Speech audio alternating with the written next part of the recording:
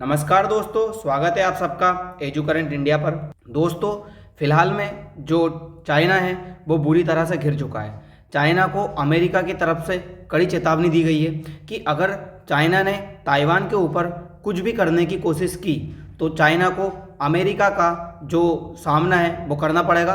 America की military power से China को काफ़ी नुकसान हो सकता है। एक बात यह है कि जब से डोनाल्ड ट्रंप राष्ट्रपति बने हैं तब से वो कहीं ना कहीं उनके जो देश से बाहर किसी भी देश का मुद्दा हो उस मुद्दे में अमेरिका के जो प्रेसिडेंट है वो इन्वॉल्व हो जाते हैं। हर देश को वो धमकाने लगते हैं और वो किसी भी देश को ये खुली चुनौती दे देते हैं कि अगर ऐसा हुआ तो आपको अमेरिका से उलझना पड़ेगा। इसका मतलब है कि हर चीज़ में अब अमेरिका इन्वॉल्व होने लगा है, जिससे वहाँ की जो अमेरिका की जनता है वो ट्रंप से काफ़ी नाखुश दिख रही है। अभी ट्रंप के खिलाफ कई जगह मूवमेंट भी होने लगे हैं। तो खैर वो छोड़िए, हम आते हैं चाइना की बात पर। चाइना ने ताइवान पर हमला करने का अभी कुछ प्लान बनाया था, जिसके रिटेलिएशन में अमेरिका ने चाइना को खुली चेतावनी दी है कि यदि आप ताइवान पर हमला करने की सोचते हो तो आपको यूएस का सामना करना पड़ेगा। आप इस न्यूज़ में देखिए, Trump warns Xi Jinping over Taiwan, declines to say if US would defend. हम ताइवान की तरफ से ताइवान को डिफेंड करेंगे अगर चाइना ताइवान पर हमला करने की सोचता है।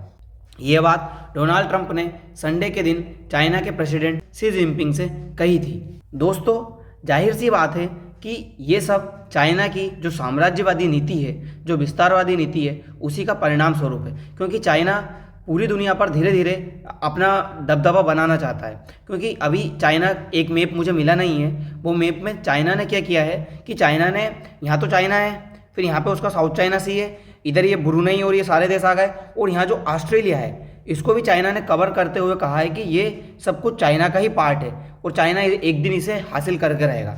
तो ये सब जाहिर सी बात है कि चाइना अपनी जो साम्राज्यवादी नीति है उसको और फैलाना चाहता है।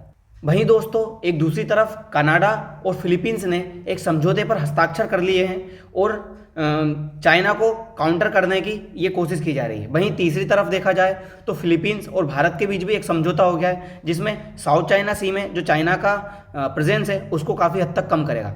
आइए इस पूरी न्यूज़ को विश्लेषण करते हैं, आखिर चाइना को कौन कौन से देशों ने कहाँ पर घेर रखा है। दोस्तों, आप ये सारी न्यूज़ में देख सकते हैं कि चाइना को ट्रंप की तरफ से धमकी मिल चुकी है। वहीं ट्रंप नाइजीरिया को भी धमकी दे रहे हैं। तो नाइजीरिया में भी जो क्रिश्चियन है उनके ऊपर काफ़ी हमला हुआ है, जिसकी धमकी ट्रंप ने भी दी है। एक न्यूज़ के जो इंटरव्यू है उसमें ट्रंप ने कहा था कि अभी हम आपको एग्जैक्टली नहीं बता सकते कि अभी हम करना क्या जा रहे हैं, ये तो जब कुछ घटित हो जाएगा तब आपको खुद ब खुद पता लग जाएगा। हम हमारी जो स्ट्रेटजी है वो आपको नहीं बताएंगे, न्यूज़ में हम नहीं बताएंगे कि हम एक्चुअल में क्या करना चाहते हैं। दोस्तों, क्या है कि चीन के खिलाफ ना कनाडा ने भी एक नया मोर्चा खोल दिया है। कनाडा ने क्या किया है कि फिलीपींस के साथ में मिलकर कनाडा ने एक समझौते पर हस्ताक्षर किए। वो समझौता है SOVFA, मतलब state of Beijing forces agreement, जिसे SOVFA कहा गया है। इस पर जो कनाडा है और फिलीपींस है उन दोनों ने हस्ताक्षर कर लिए है।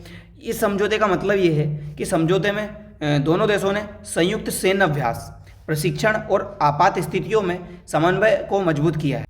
अगर कुछ ऐसी सिचुएशन आ जाती है कि फिलीपींस पर चाइना हमला कर देता है या उस पर कब्जा करने की कोशिश करता है, तो सैन्य सहायता जो कनाडा है वो अपनी सैन्य सहायता भेजेगा फिलीपींस के पास, और फिलीपींस को जो रसद है, खाने पीने का जो सामान है, उसमें फिलीपींस को काफ़ी हद तक मदद करेगा। तो फिलीपींस ने कनाडा के साथ ये जो समझौता है इस पर हस्ताक्षर कर लिया है। ये समझौता फिलीपींस के रक्षा मंत्री, जिनका नाम टियोरोडो जूनियर, और कनाडा के रक्षा मंत्री जिनका नाम डेविड मैकगिंटी है, उनके बीच इस समझौते पर हस्ताक्षर हो गए हैं। ये समझौता बहुत ही अहम है क्योंकि एशिया प्रशांत में नियमों वाली व्यवस्था को बचाने के लिए ये समझौता काफ़ी अहम माना जाएगा। अब ये सब कुछ क्यों हो रहा है? जैसा कि मैंने आपको पहले भी बताया, ये सब कुछ है चीन की साम्राज्यवादी विस्तारवादी नीति, जो सिर्फ चीन ही कर रहा है। चीन के लिए एक मुसीबत यह है कि फिलीपींस ने भारत के साथ भी एक समझौता कर लिया है। जी हाँ, आप इस न्यूज़ में देखिए कि Philippines and India announce establishment of strategic partnership. Philippines और भारत के बीच भी एक स्ट्रेटेजिक पार्टनरशिप हो चुकी है। इस पार्टनरशिप में क्या कुछ कहा गया है? दक्षिणी चीन सागर में चीन की जो आक्रामक गतिविधियां हैं, चीन की जो आक्रामक गतिविधियां हैं उनको देखते हुए यह कदम बहुत ही महत्वपूर्ण माना जा रहा है। चीन ने लगभग पूरे सागर को अपना बताया है, जबकि 2016 में अंतर्राष्ट्रीय ट्रिब्यूनल ने उसके इन दावों को अवैध घोषित किया था। फिर भी चीन कोस्ट गार्ड जहाज बार बार फिलीपींस के जहाज़ों को रोकने या टकराने जैसी हरकतें कर रहा है। अभी चीन ने फिलीपींस के जो जहाज़ हैं उन पर तेज पानी का छिड़काव किया, जिससे वो अपनी दिशा भटक गए और दूसरी जगह जाकर टकरा गए। चीन ऐसी हरकतें भी कर रहा है फिलीपींस वालों के साथ। तो टियाडो ने हाल ही में मलेशिया में जो आयोजित हुई थी क्षेत्रीय रक्षा मंत्रियों की बैठक, उसमें चीन की काफ़ी आलोचना भी की थी। उन्होंने ये कहा था कि चीन की ओर से स्कार्बोरो शोल के आसपास नेचर रिजर्व घोषित करना छोटे देशों को डराने की रणनीति है।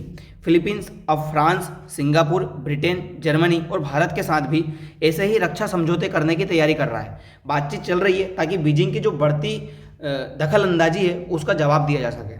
दोस्तों, मैटर ये सब इसलिए हो रहा है कि जो चाइना है वो चाइना इस साउथ चाइना सी को पूरा अपना कहता है। वो 9 डेज लाइन की बात करता है कि यहाँ पे 9 लाइन खींची हुई है और ये हमारी है। बल्कि एक मैप में तो चाइना ने जापान को भी अपना बता दिया है और इस ऑस्ट्रेलिया को भी अपना बता दिया है। ये सारे देश को अपना बताया है। उसने कहा है कि सब कुछ चाइना का है और एक दिन चाइना इसे हासिल कर लेगा।